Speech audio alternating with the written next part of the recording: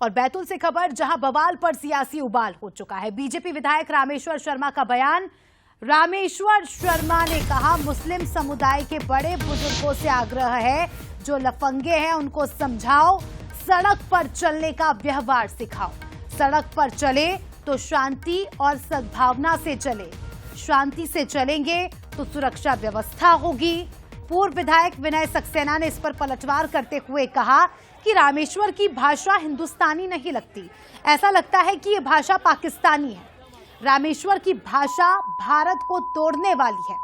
RSS प्रचारक से मारपीट के बाद ये बवाल हुआ, जिस पर विधायक रामेश्वर शर्मा ने प्रतिक्रिया दी और उसका पलटवार कांग्रेस नेता ने किया। देखिए, बैतूल के मुल्ताई में जो घटना घटित हुई है या प्रदेश में कोई भी ऐसी घटना हो, हम लोगों से आग्रह पूर्वक बता देना चाहते हैं और मुस्लिम समुदाय के जो बड़े बुजुर्ग हैं उनसे आग्रह करना चाहते हैं कि ये जो लफंगे हैं इनको थोड़ा समझाओ, इन पे सड़क पे चलने का इनको व्यवहार सिखाओ।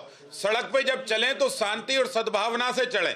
सड़क राहगीरों की व्यवस्था के लिए है, उपद्रव करने के लिए नहीं है, किसी पर हमला करने के लिए नहीं है, किसी को चोट पहुंचाने के लिए नहीं है। इसलिए कान खोलकर सुन लें, सड़क पर सब शांति से चलेंगे तो सबकी सुरक्षा व्यवस्था होगी। सड़क पर चलने वाले राहगीरों के साथ मारपीट करने की कोशिश की तो गंभीर परिणाम भुगतने पड़ेंगे। ऐसा है, रामेश्वर शर्मा जी की जो भाषा है और जो उनके शब्द हैं, पता नहीं वो कहाँ कहाँ से चुन के लाते हैं, कौन से मिट्टी से वो चुन के लाते हैं। तो लगता नहीं कि हिंदुस्तान की भाषा है, लगता वो पाकिस्तान से आ रही है, क्योंकि उनकी जब भी आप भाषा देखो देश को तोड़ने की बात ही करते हैं। इस देश का जो भी नागरिक है वो जाति धर्म किसी का भी हो सकता है, झगड़ा भी किसी ना किसी का हो सकता है, लेकिन अगर हम उसको तूल देंगे, आप माचिस और उसमें घी डालेंगे और उसमें आप ऐसे प्रयास करें कि ये ठंडा, और सरकार में रहने वालों की क्या जिम्मेदारी, अगर कोई विवाद होता है, कोई झगड़ा होता है तो उसको तत्काल सख्ती से रोका जाए, ना कि उसको हवा दी जाए। क्या है पूरी खबर, ये भी आपको बताते हैं। देखिए, बाइक से कट मारने की बात को लेकर विवाद हुआ था। जबलपुर का ये पूरा मामला, आरएसएस प्रचारक बाइक पर काम से निकले थे, उसी दौरान एक मोड़ पर कुछ युवकों ने उनकी बाइक को कट मारा, कहासुनी हुई और उसके बाद थोड़ी ही देर में ये कहासुनी मारपीट में तब्दील हो गई। हमले में आरएसएस प्रचारक को चोट आई है। बड़ी संख्या में लोगों ने थाने का घेराव किया, युवकों की गिरफ्तारी की मांग को लेकर हंगामा किया। देर रात प्रशासन ने शहर में धारा 144 लगाई। कलेक्टर ने मुल्ताई में धारा 167 लगाई। समूह में घूमने, सभाओं पर अब प्रतिबंध लगा दिया गया है, यानी किसी भी तरह की सभा या किसी भी तरह से लोग ग्रुप बनाकर फिलहाल नहीं घूम सकेंगे।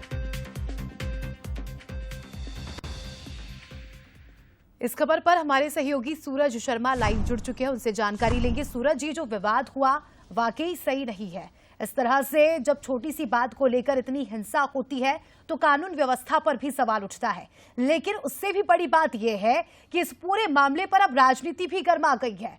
रामेश्वर शर्मा दो टूक ये कह रहे हैं कि लोगों को समझाओ, मुस्लिम समुदाय को उन्होंने टारगेट करते हुए कहा कि उन्हें चलना सिखाओ, जिस पर पलटवार भी हुआ। देखिए, बिल्कुल जिस तरीके से मुल्ताई की जो घटना आई, संघ के प्रचारक हैं शिवपाल यादव, उनकी बाइक को कट मारने के बाद विवाद पैदा हुआ और फिर दो समुदाय में, खासतौर से मुल्ताई में बड़ी संख्या में मुस्लिम समुदाय के लोग रहते हैं। ऐसे में दोनों संघ समर्थक, हिंदू समर्थक और मुसलमान जो समर्थक हैं, उनके बीच में तनाव की स्थिति बनी। शायद यही कारण है कि 30 लोगों पर एफआईआर हुई, इसमें 17 नामजद हैं। और देर रात पुलिस एसपी ने खासतौर से जो मुल्ताई की टीआई है उनको भी लाइन अटैच कर दिया है। कानून व्यवस्था को लेकर 144 लगाई गई है, लेकिन अब इस पर सियासत भी बढ़ने लगी है। और जिस तरीके से बीजेपी विधायक स्पष्ट तौर पर कह रहे हैं कि किसी को भी बिरयानी नहीं खिलाई जाएगी, बिरयानी खिलाने वालों का इलाज किया जाएगा। जिस तरीके से वहाँ पर देखा, दुकानों पर तोड़फोड़ की गई, सार्वजनिक संपत्ति को नुकसान पहुंचाया है, तो मुख्यमंत्री डॉक्टर मोहन यादव का डंडा चलेगा और सरकार कानून व्यवस्था को तोड़ने वालों को सख्त जवाब देगी। तो वहीं कांग्रेस के विधायक हैं वो स्पष्ट तौर पर कह रहे हैं कि ये कानून व्यवस्था का पार्ट मध्य प्रदेश की सरकार का है। और जिस तरीके से बीजेपी विधायक बयान दे रहे हैं, ये कहीं ना कहीं सांप्रदायिक तनाव बढ़ाने को लेकर है, ना कि लॉ एंड ऑर्डर को व्यवस्थित करने के लिए। तो देखना ही होगा कि आने वाले समय में किस प्रकार से मुल्ताई में हालात होते हैं, लेकिन ये बात तय है कि जिस प्रकार से कल घटनाक्रम हुआ है उससे दोनों पक्ष अभी भी आमने सामने नजर आ रहे हैं। बिल्कुल, शुक्रिया फिलहाल आपका जुड़ने के लिए और जानकारी के लिए।